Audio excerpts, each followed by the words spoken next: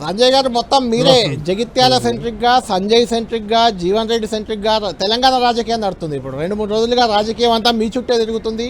ఇందులో మీరు కూడా ఇంకొంచెం అగ్నికి ఆజ్యం పోసినట్టు కొద్దిసేపటి క్రితం చేసిన కామెంట్స్ నేను చూశాను. అటు చామల కిరణ్ కుమార్ రెడ్డి భువనగిరి ఎంపీ కూడా అదే రకమైన కామెంట్స్ వదిలారు. హరీష్ రావుకి జీవన్ రెడ్డి చేరిక ఇష్టం లేదు, అందుకే ఆయన రావట్లేదు, ఆయన ఢిల్లీ వెళ్ళాడు, ఇలాంటి కామెంట్స్ మీరు చేస్తున్నారు.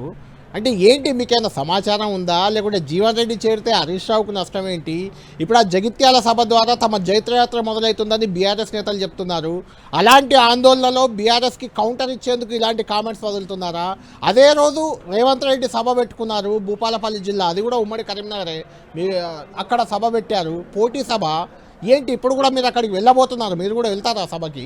అంటే యుద్ధం ఏమైనా అటువైపు కాంగ్రెస్ వాళ్ళు, ఇటువైపు బీఆర్ఎస్ వాళ్ళు సత్తా చాటుకునేందుకు ఇది వేదికగా చేసుకుంటున్నారా? ఎన్నికలు అప్పుడే వచ్చేసాయా అన్న రకమైన వాతావరణం. ఈ వ్యవహారాన్ని అంతా ఎలా చూడాలి? ఎందుకంటే ఈ వ్యవహారం అంతా మీరే సెంట్రిక్గా జరుగుతుంది కాబట్టి అడుగుతున్నాను. గుడ్ ఆఫ్టర్నూన్ కళ్యాణ్ గారు, అదేవిధంగా 10 టీవీ ప్రేక్షకులు కూడా నమస్కారం. జగిత్యాల జైత్రయాత్ర అనేది నేను విద్యార్థి దశలో ఉన్నప్పుడు జరిగిన కార్యక్రమం. అప్పుడు ఉన్న భూస్వాములకు వ్యతిరేకంగా పోరాటం జరగడం జరిగింది. ఈరోజు జరుగుతున్న సభకు దానికి ఎలాంటి పొంతన లేదు.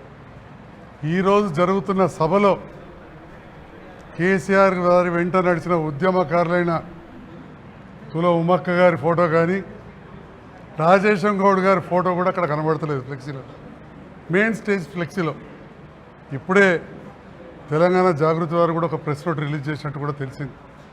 అంటే ఉద్యమకారులు ఇక్కడ జగిత్యాల నుండి మొదలు పెడితే రాష్ట్ర స్థాయిలో కూడా ఖచ్చితంగా ఆక్షేపిస్తారు. మొదటి నుంచి ఉద్యమకారుడైన హరీష్ రావు గారు డెఫినెట్గా యాక్సెప్ట్ చేయరు. ఎందుకంటే హరీష్ రావు గారు లేని సభ ఏనాడు లేదు. కేసీఆర్, జీవన్ రెడ్డి గారు కేసీఆర్ గారిని విమర్శించినంత ఇంకెవరైనా విమర్శించారా? అదేవిధంగా తెలంగాణ కూడా అవసరం లేదు, అభివృద్ధి అయితే చాలన్న వ్యక్తి.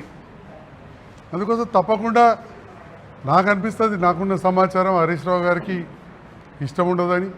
దాంతోపాటుగా గతంలో చాలా రోజులు కూడా మనం వింటున్నాం మీ మీడియా ద్వారా, వివిధ మార్గాల ద్వారా హరీష్ రావు గారు బీజేపీలోకి పోతారట, కానీ కేసీఆర్ మంచిగా ఉన్న రోజులు ఆగుతారని.